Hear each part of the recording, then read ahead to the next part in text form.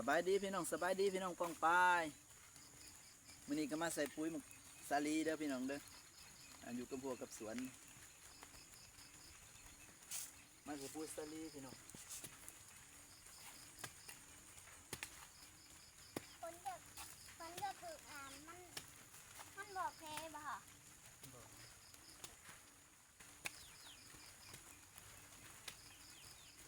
คนจะถึงเพค่ะ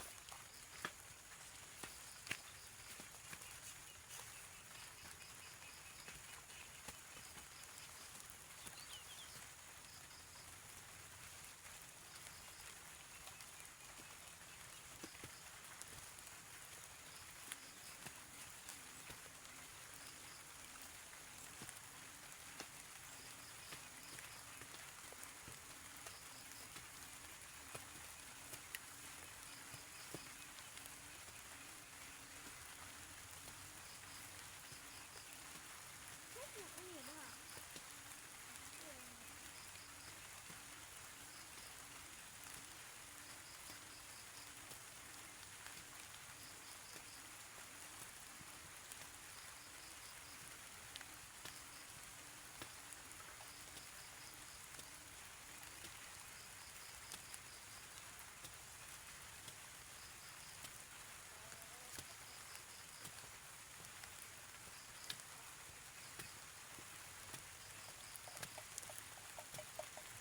พูดกันนะ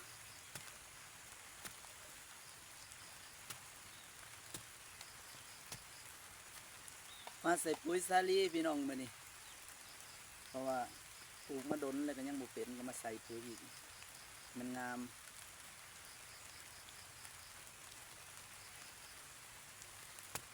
มาใส่กับร้านน้อย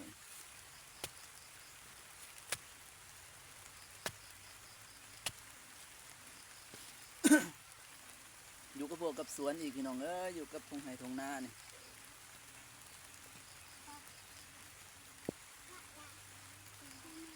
ไปเอานั่นแหละไปเอาตั้งเอาล้น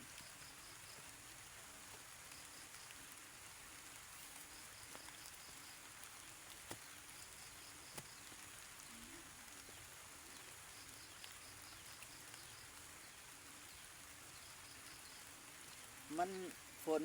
ฝนกระดอกกระเดียก็บ่อยากเป็นพี่น้องมันก็บ่อยากงามปานใดก็เข้ามาเบิ่งแล้วก็ฝากกดไลค์กดแชร์กดติดตามให้กำลังใจนี่เด้อพี่น้องเด้อ